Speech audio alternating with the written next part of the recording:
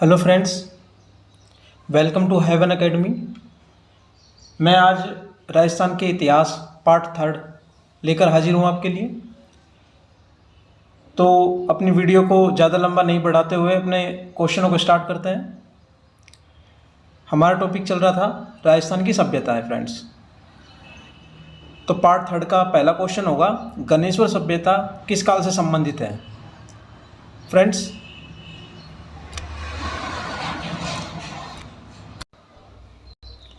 मैं पहले ही आपको बता चुका हूँ, गणेश्वर सभ्यता है जिसे ताम्रयुगीन सभ्यता की जननी भी कहा जाता है। तो यह सभ्यता ताम्र युग से और कांस्य युग से संबंधित थी फ्रेंड्स। ठीक है, अपना ऑप्शन नंबर थर्ड सही होगा, ये वाला। और साथ के साथ आप ये भी याद रख लीजिएगा कि गणेश्वर सभ्यता है वो, उसका उत्खनन किसके द्वारा किया गया और कब किया गया था। फ्रेंड्स, हमें याद रखना है, ये इंपॉर्टेंट फैक्ट है, गणेश्वर सभ्यता का उत्खनन 1977 में किया गया था और आर.सी. अग्रवाल के द्वारा। ठीक है फ्रेंड्स, आगे चलते हैं। नेक्स्ट क्वेश्चन आता है हमारा, निम्नलिखित में से किस सभ्यता में मकान व बस्तियों के निर्माण में ईंटों का प्रयोग नहीं किया गया है। तो फ्रेंड्स, गणेश्वर सभ्यता है, उस सभ्यता में ईंटों का प्रयोग नहीं किया गया है। एकमात्र सभ्यता यही है इसमें पत्थरों का प्रयोग किया गया है। गणेश्वर सभ्यता से हमें कुछ तांबे के उपकरण भी प्राप्त हुए हैं। इन उपकरणों में बाण हैं, तीर तांबे के प्राप्त हुए हैं, साथ में छेनियाँ, मछली पकड़ने के कांटे, दोहरी ताम्र पिन भी हमें तांबे की ही प्राप्त हुई है, तो हुई थी, जो कि नीम का थाना सीकर से हमें प्राप्त हुई है। ये वाले फैक्ट याद रख लीजिएगा। आगे चलते हैं अपने क्वेश्चन की तरफ। बैराट प्राचीन काल में राजधानी थी। ठीक है फ्रेंड्स, बैराट प्राचीन काल में राजधानी थी। किसकी राजधानी थी? ये आसान क्वेश्चन है। मत्स्य क्षेत्र की राजधानी थी। बैराट की उत्खनन जो किया गया था दयाराम साहनी के द्वारा 1936 से 37 के बीच में किया गया था फ्रेंड्स, जो कि जयपुर के पास में थानागाजी क्षेत्र से हमें ये सभ्यता प्राप्त होती है।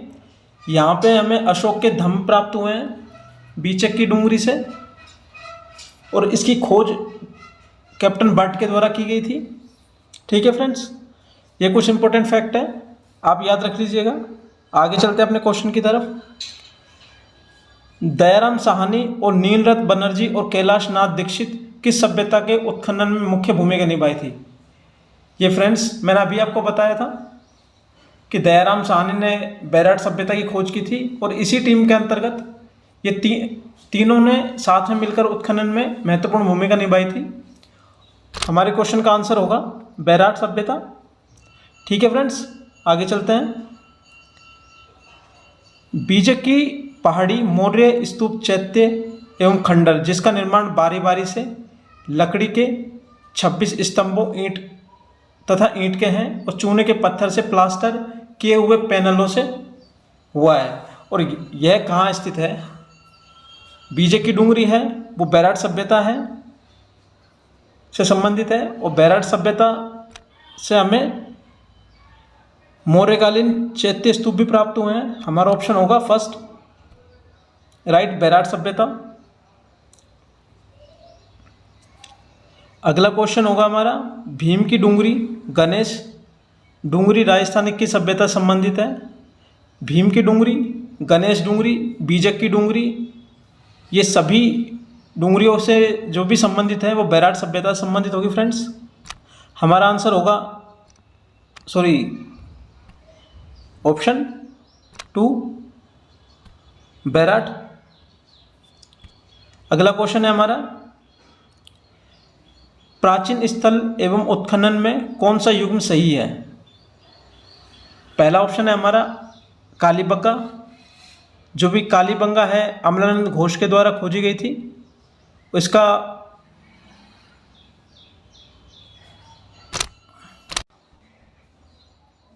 नेक्स्ट हमारा क्वेश्चन है, प्राचीन स्थल एवं उत्खननकर्ता में कौन से युग्म सही हैं। सही नहीं है, सॉरी, वो हमें चूज करना है कौन सा सही नहीं है। हमारा ऑप्शन पहला होगा कालीबंगा अमलानंद घोष में क्या गया था फ्रेंड्स, तो हमारा ऑप्शन सेकंड नंबर का रॉन्ग होगा। तो हमारा आंसर होगा ऑप्शन नंबर 2। और आहट सभ्यता का जो उत्खनन कार्य किया गया था एच डी सांकलिया के द्वारा किया गया था, और इसका खोज है जो आहट सभ्यता की खोज की गई थी जो 1953 के बीच में आर.सी. अग्रवाल के द्वारा की गई थी फ्रेंड्स। और बागोर सभ्यता 1967 के बीच में उत्खनन कार्य किया गया था जो बी.एन. मिश्रा के द्वारा किया गया था फ्रेंड्स। तो हमारा ऑप्शन नंबर 2 सही होगा। अपने नेक्स्ट क्वेश्चन की तरफ चलते हैं। बैराट में प्रथम उत्खनन किसके द्वारा किया गया था? ये फ्रेंड्स तीनों ऑप्शनों में आपको पता लग ही जाएगा कि बैराट सभ्यता से मात्र दयाराम साहनी ही संबंधित है जिन्होंने उत्खनन कार्य प्रथम बार 36 से 37 के बीच में किया था। ठीक है फ्रेंड्स, आगे चलते हैं अपने क्वेश्चन की तरफ। बैराट में किस सभ्यता के अवशेष प्राप्त हुए हैं? बैराट से हमें मौर्यकालीन सभ्यता के अवशेष प्राप्त हुए हैं जिसमें अशोक सम्राट अशोक के दम के अवशेष मिले हैं। भगवान बुद्ध की अस्थियां भी यहीं से प्राप्त हुई हैं और साथ यहाँ से हमें मत्स्यकालीन राजधानी होने के अवशेष भी प्राप्त हुए हैं कि यह क्षेत्र मत्स्यकालीन क्षेत्र का राजधानी रहा था। ठीक है फ्रेंड्स, आगे चलते हैं अपने नेक्स्ट क्वेश्चन की तरफ। नेक्स्ट क्वेश्चन होगा हमारा, निम्नलिखित में से किस स्थल में इंडो ग्रीक शासकों के 28 सिक्के प्राप्त हुए हैं? यह भी हमें नेक्स्ट क्वेश्चन होगा हमारा फ्रेंड्स, किस स्थल से इंडो ग्रीक शासकों के 28 सिक्के प्राप्त हुए हैं? तो हमारा आंसर होगा बैराट। बैराट से हमें इंडो ग्रीक शासकों के 28 सिक्के प्राप्त हुए हैं फ्रेंड्स। नेक्स्ट क्वेश्चन की तरफ चलते हैं।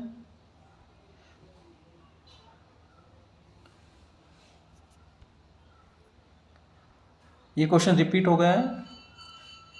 नेक्स्ट क्वेश्चन होगा हमारा, निम्नलिखित में से किस स्थल के शासक मिनांडर के 16 सिक्के प्राप्त हुए हैं? ये भी हमें बैराट सभ्यता से ही प्राप्त हुए हैं फ्रेंड्स, इंडो ग्रीक शासकों के और मिनांडर के। अब इंडो ग्रीक शासक कौन था? मिनांडर ही इंडो ग्रीक शासक था फ्रेंड्स। तो यहाँ के हमें शासक प्राप्त हुए हैं और वो किसके समकालीन थे? चंद्रगुप्त मौर्य के। और मौर्यकालीन जो भी हमें अवशेष प्राप्त हुए हैं वो बैराट सभ्यता से ही प्राप्त हुए हैं फ्रेंड्स। थोड़ा सा रिलेट कर लीजिएगा, वैसे मैं लिंक करके आपको बता दूंगा हर क्वेश्चन, तो इजीली आपको याद हो जाएगा फ्रेंड्स। अपना नया क्वेश्चन या नेक्स्ट क्वेश्चन है, राजस्थान में अशोक के अभिलेख कहाँ से प्राप्त हुए हैं? मैं अभी आपको बताया था पहले कि हमें जो अशोक के अभिलेख प्राप्त हुए हैं वो कहाँ से प्राप्त हुए हैं? बैराट सभ्यता से। ठीक है फ्रेंड्स, बैराट सभ्यता से। नेक्स्ट क्वेश्चन है हमारा, मौर्य सभ्यता के प्रमाण निम्न में से किस स्थान से प्राप्त हुए हैं? मौर्यकालीन अशोक के अभिलेख जो भी प्राप्त हुए हैं हमें, उसके अलावा इंडो ग्रीक शासकों के सिक्के या मिनांडर के सिक्के हमें कहाँ से प्राप्त हुए हैं फ्रेंड्स? हमें ये सभी अवशेष जो प्राप्त हुए हैं बैराट सभ्यता से प्राप्त हुए हैं।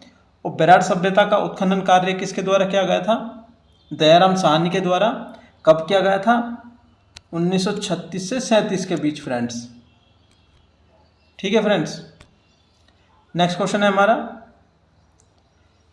किस उत्खनन स्थल से चांदी की मुद्रा पंचमार्क सिक्के हमें प्राप्त हुए हैं? वो भी हमें बैराट सभ्यता से ही प्राप्त हुए फ्रेंड्स। चांदी के जो अवशेष प्राप्त, चांदी के पंचमार्क सिक्के प्राप्त हुए हैं वो हमें बैराट सभ्यता से फ्रेंड्स। यहाँ से कालीबंगा के बारे में मैं आपको पहले बता चुका, आहट सभ्यता और गणेश्वर सभ्यता, तीनों सभ्यताओं के बारे में मैंने आपको इंपॉर्टेंट फैक्ट पहले बता चुका हूँ। ठीक है फ्रेंड्स, नेक्स्ट क्वेश्चन है हमारा, कौन सा पुरातात्विक बैराट के अन्वेषण उत्खनन से संबंधित नहीं है?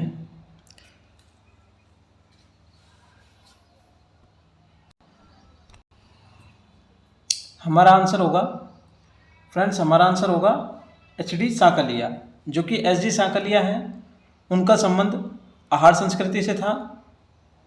एच.डी. सांकलिया ने इसका उत्खनन कार्य,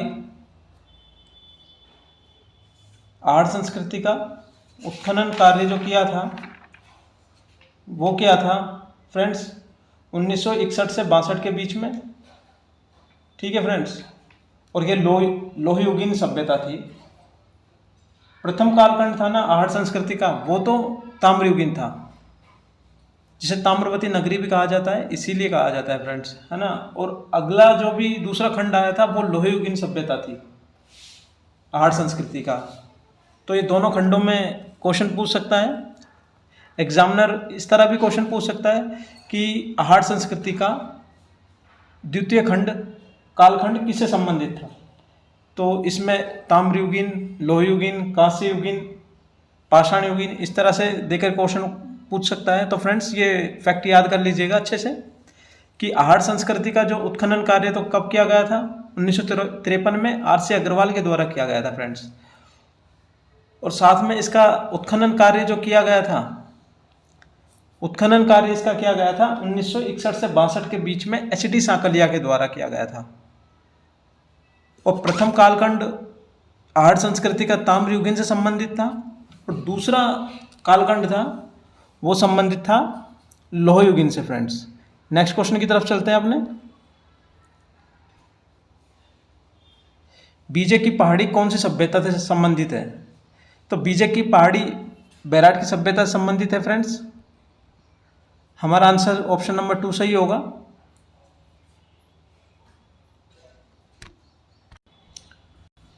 फ्रेंड्स, बीजक की पहाड़ी से ही भाबरू शिलालेख प्राप्त हुआ था। इस शिलालेख की खोज 1837 में कैप्टन बर्ट के द्वारा किया गया था। हमारा क्वेश्चन है फ्रेंड्स, बीजक की पहाड़ी कौन सी सभ्यता से संबंधित है? तो हमारा आंसर होगा बीजक की पहाड़ी बैराट की सभ्यता से संबंधित है। ऑप्शन नंबर 2 सही है इसका, ये वाला। कालीबंगा के मैं पहले से फैक्ट आपको बता चुका हूँ फ्रेंड्स, आर्ट संस्कृति के बारे में भी बता चुका हूँ, और बालाथल सभ्यता के बारे में भी। मैं आज आपको बैराट सभ्यता के बारे में कुछ और इम्पोर्टेंट फैक्ट बता देता हूँ। तो बीजक की पहाड़ी है ना, यहीं से भाबरू शिलालेख प्राप्त हुआ था फ्रेंड्स, और इसकी खोज 1837 में कैप्टन बर्ट के द्वारा की गई थी। ठीक है फ्रेंड्स, और हमें यहीं से ब्राह्मी लिपि में बुद्ध धम्म संघ के अभिलेख भी प्राप्त हुए हैं, और साथ ही साथ में हमें यहाँ बीजक की पहाड़ी से ही 1999 में भगवान बुद्ध के मंदिर भी प्राप्त हुए हैं फ्रेंड्स। यहाँ से 2 स्तंभ प्राप्त हुए हैं, एक तो भाबरू शिलालेख है जो कि बैराट सभ्यता से संबंधित है, साथ ही साथ बौद्ध मठ के अवशेष भी हमें यहीं से प्राप्त हुए हैं। ठीक है फ्रेंड्स, और आपको ये इंपॉर्टेंट फैक्ट याद कर लीजिएगा अच्छे से कि बीजक की पहाड़ी है, उस पर उत्खनन कार्य या बैराट सभ्यता का उत्खनन कार्य सबसे पहले किसके द्वारा किया गया था? दयाराम साहनी के द्वारा किया गया था फ्रेंड्स। इस तरह क्वेश्चन पहले भी आ चुके हैं, इसमें सीधा सीधा पूछा गया है कि उत्खनन कार्य करने वाले सबसे प्रथम उत्खननकर्ता कौन थे बैराट की सभ्यता को उत्खनन करने वाले। तो इस तरह के क्वेश्चन हमें याद कर लेने हैं। नेक्स्ट क्वेश्चन की तरफ चलते हैं। बैराट जयपुर के पास भीम जी की डूंगरी के तल पर 2 शिलालेख, बैराट शिलालेख और लघु शिलालेख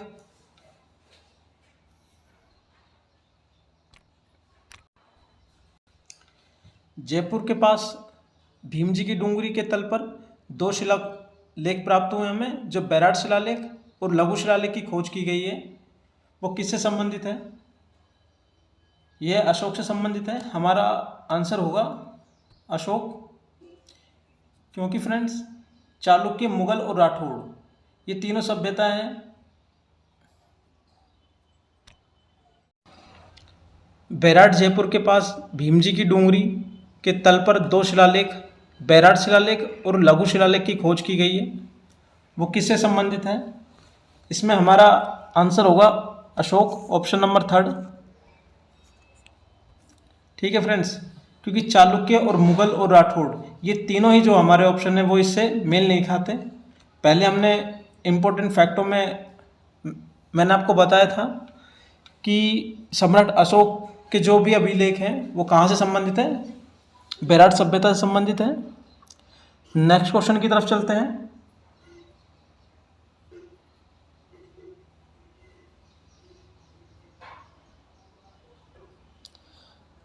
नेक्स्ट क्वेश्चन है हमारा, सन 1937 में बीजक पहाड़ी स्थित अशोक के शिलालेख को किसने खोजा था? तो इसका ऑप्शन होगा हमारा, शिलालेख की खोज कैप्टन बर्ट के द्वारा 1837 में की गई थी, जिसे भाब्रू शिलालेख भी कहा जाता है। ठीक है फ्रेंड्स, और कुछ इंपॉर्टेंट फैक्ट और मैं बता देता हूं आपको कि यहां से 7 बौद्ध पुस्तकों के नाम बताए गए हैं।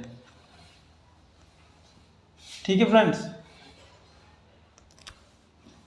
ये एक अकेला एक ऐसा शिलालेख है जिसमें भगवान बुद्ध के 7 पुस्तकों के नाम बताए गए हैं, और साथ के साथ यहाँ महाभारत के काल में पांडवों ने अपना अज्ञातवास भी यहीं बिताया था, बैराठ में ही। फ्रेंड्स, ये महाभारत कालीन सभ्यता से भी संबंधित क्वेश्चन पूछा जा सकता है कि इस तरह के क्वेश्चन पहले भी आ चुके हैं फ्रेंड्स, कि महाभारत काल के अवशेष कहाँ से मिलते हैं हमें, इस तरह क्वेश्चन। तो हम बता देंगे अलवर के पास या जयपुर के पास बैराठ सभ्यता से प्राप्त होते हैं। नेक्स्ट क्वेश्चन की तरफ चलते हैं। राजस्थान में बौद्ध संस्कृति के अवशेष कहाँ से प्राप्त होते हैं? हमें ये हमारा इसका आंसर भी ऑप्शन नंबर 4 बैराठ होगा, क्योंकि भगवान बुद्ध से संस्कृति, भगवान बुद्ध से संबंधित या भगवान बौद्ध संस्कृति से संबंधित जो भी अवशेष हमें प्राप्त हुए हैं वो बैराठ से ही प्राप्त हुए हैं। फ्रेंड्स, आपने देखा होगा बहुत से क्वेश्चन आए हुए हैं इस तरह के, उस मैक्सिमम क्वेश्चन बैराठ सभ्यता से संबंधित है। देखिए, इस तरह का क्वेश्चन भी है, हिंदू पौराणिक कथाओं के अनुसार राजस्थान का कौन सा शहर महाकाव्य महाभारत से संबंधित है और सरिस्का टाइगर रिजर्व के निकट है? बैराठ नगर, जिसे बैराठ भी कहा जाता है। फ्रेंड्स, बैराठ नगर, बैराठ दोनों एक ही का नाम है, एक ही स्थान का नाम है, दोनों को अलग अलग नामों से जाना जाता है। ठीक है फ्रेंड्स, नेक्स्ट क्वेश्चन की तरफ चलते हैं। महाभारत काल के अवशेष कहाँ से मिले हैं? मैंने जस्ट अभी आपको इस तरह क्वेश्चन बताया था। तो ये अलवर के निकट है और भरतपुर के निकट भी है। भरतपुर के निकट तो 9 है, 9 में हमें महाभारत काल के अवशेष प्राप्त होते हैं। अलवर के निकट या फिर जयपुर के निकट हमें बैराठ सभ्यता जो प्राप्त होती है वो विराट नगर या बैराठ से प्राप्त होती है। ऑप्शन नंबर 3 हमारा आंसर होगा। नेक्स्ट क्वेश्चन की तरफ चलते हैं। बैराठ की स्थिति पहाड़ी, बैराठ स्थित पहाड़ी जहां बौद्ध विहार के अवशेष मिले हैं उसे जाना जाता है। बैराठ स्थित पहाड़ी जहां बौद्ध विहार के अवशेष मिले हैं उसे किस नाम से जाना जाता है? बीजक की पहाड़ी, कैप्टन बर्ट के द्वारा खोजी गई थी 1837 के अंतर्गत खोजा गया था। कब खोजा गया था फ्रेंड्स? 1837 में। भाब्रू शिलालेख को भी यहीं से खोजा गया था, बीजक की पहाड़ी से। किसके द्वारा? कैप्टन बर्ट के द्वारा। और अशोक के शिलालेख के भी यहीं से प्राप्त हुए हैं। नेक्स्ट क्वेश्चन की तरफ चलते हैं। 300 ईसा पूर्व से 300 ईसा तक के काल में राजस्थान में गोल चैत्य कहाँ से प्राप्त हुए हैं? गोल चैत्य किसके अवशेष हैं? भगवान बुद्ध के जो मठ होते थे ना बौद्ध संस्कृति के, वो गोल संस्कृति में प्राप्त होते थे। वहाँ का गुम्बद ऊपर का गोलाकार होता था। और इस तरह से ये इस क्वेश्चन का आंसर भी ऑप्शन नंबर 2 सही होगा। बैराठ सभ्यता संबंधित है ये। नेक्स्ट क्वेश्चन की तरफ चलते हैं। किस पुरा स्थल पर चित्रित शिलाश्रय प्राप्त हुए हैं? इसका आंसर भी हमारा बैराट होगा। किस स्थल से, पूरा स्थल से हमें जो शैलाश्रय चित्र प्राप्त हुए हैं वो चित्रित है। बैराट सभ्यता से हमें जो भी प्राप्त हुए हैं वो चित्रित शैलाश्रय है। ठीक है फ्रेंड्स, नेक्स्ट क्वेश्चन की तरफ चलते हैं अपने।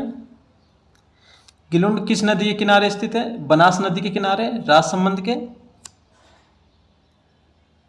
अंतर्गत यह सभ्यता प्राप्त होती है। ठीक है फ्रेंड्स, गिलुंड सभ्यता के बारे में आपको कुछ इंपॉर्टेंट फैक्ट बता देता हूँ, जिसमें इंपॉर्टेंट फैक्ट होंगे कि इसका उत्खनन जो किया गया था वो बीबी लाल के द्वारा किया गया था। और कब किया गया था? 1957 से 58 के बीच में। ठीक है फ्रेंड्स, किसके द्वारा किया गया था? बीबी लाल के द्वारा। बीबी लाल के द्वारा किया गया था। और यहाँ स्थित जो मोडिया नगरी है उसके नाम से गिलुंड सभ्यता को जाना जाता है। यह एक टीला प्राप्त हुआ है।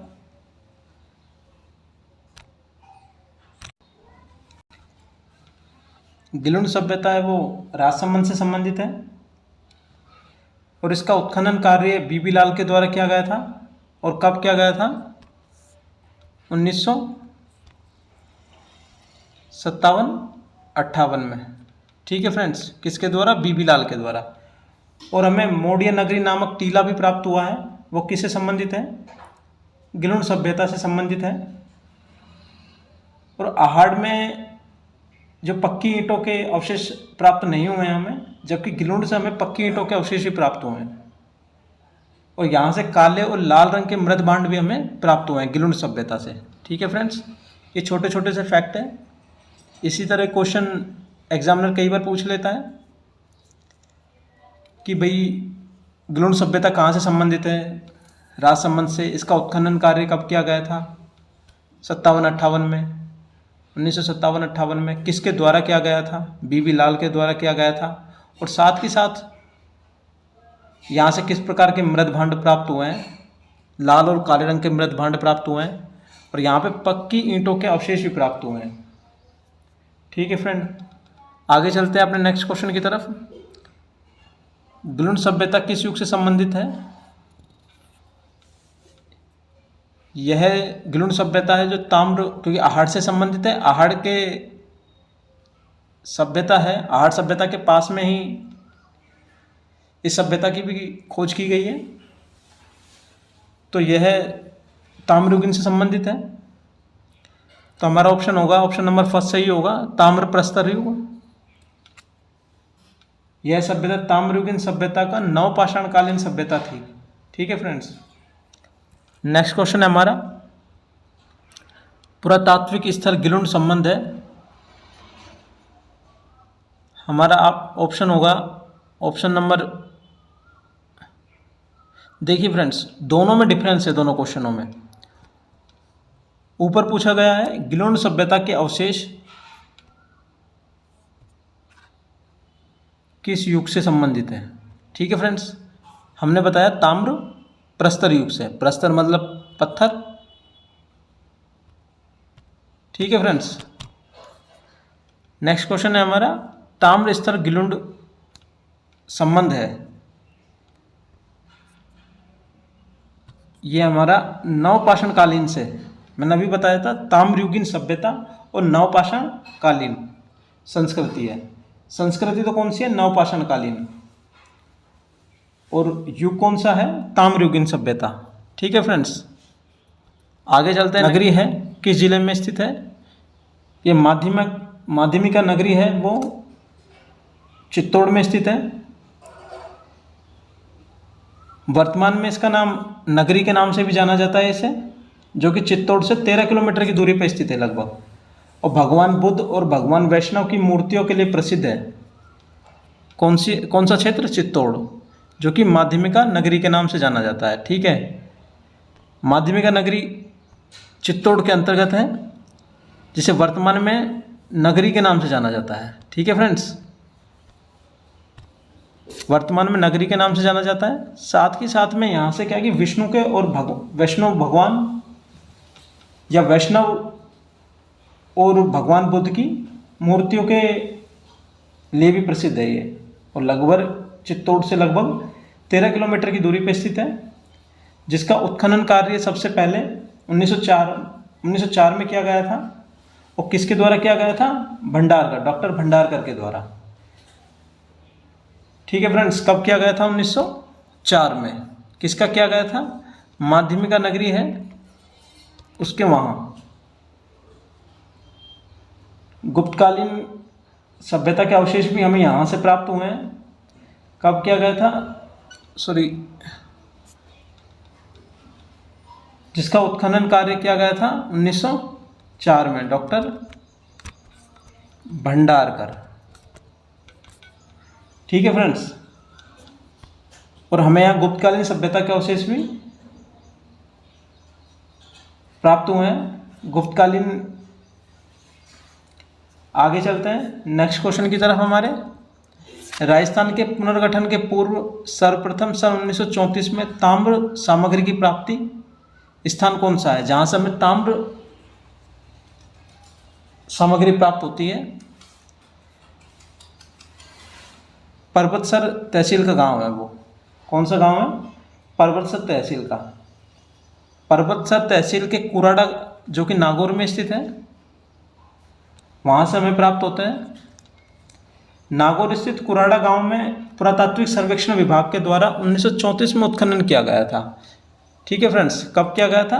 1934 में, जहां से हमें ताम्र सामग्री प्राप्त हुई है। ठीक है फ्रेंड्स, नेक्स्ट क्वेश्चन की तरफ चलते हैं। किस जिले में बालाथल सभ्यता है? बालाथल है वो उदयपुर में संबंधित है, उदयपुर से संबंधित है फ्रेंड्स। और बालाथल सभ्यता के बारे में आपको कुछ इंपॉर्टेंट फैक्ट है वो आप नोट कर लीजिएगा।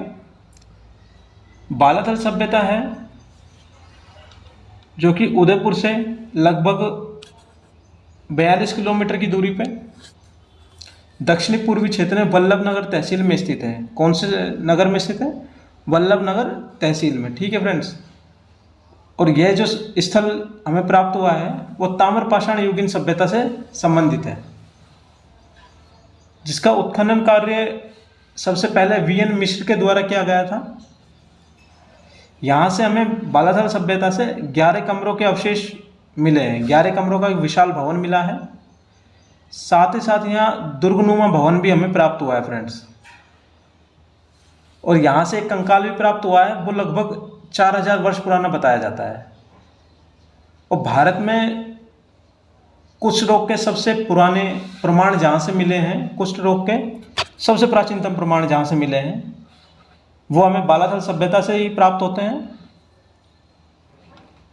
और बैराट के अतिरिक्त एक बालाथल ही एक ऐसी सभ्यता है जहाँ से हमें बुना हुआ एक वस्त्र प्राप्त हुआ है, बुना हुआ। ठीक है फ्रेंड्स, नेक्स्ट क्वेश्चन की तरफ चलते हैं। 11 कमरों वाला विशाल भवन राजस्थान की सभ्यता से प्राप्त हुआ है। अभी मैंने जस्ट आपको बताया था बालाथल सभ्यता से 11 भवन और दुर्गनुमा भवन हमें प्राप्त हुआ है। नेक्स्ट क्वेश्चन है हमारा, निम्नलिखित में से किसने बालाथल का उत्खनन किया था? बालाथल का उत्खनन किया था वीएन मिश्र के द्वारा। ठीक है फ्रेंड्स, वीएन मिश्र के द्वारा किया गया था उत्खनन कार्य। और यह सभ्यता ताम्रपाषाण युगीन सभ्यता थी। आगे चलते हैं नेक्स्ट क्वेश्चन की तरफ। ओके, हमारे क्वेश्चन कंप्लीट हो चुके हैं। पार्ट 3 के सभी क्वेश्चन को कंप्लीट कर लिया है हमने। आप ये फैक्ट को अच्छे तरह से नोट डाउन कर लीजिएगा और वीडियो को 2-3 बार देख लीजिएगा अच्छे से, आपको कंप्लीटली याद हो जाएगा। मैंने अपनी तरफ से मैक्सिमम इम्पोर्टेंट जो भी फैक्ट थे वो मैंने आपको डिलीवर कर दिए हैं। तो प्लीज़ फ्रेंड्स, वीडियो को लाइक कीजिएगा, अपने चैनल को सब्सक्राइब कीजिएगा और वीडियो को शेयर भी ज़रूर करना friends. Good luck friends, bye.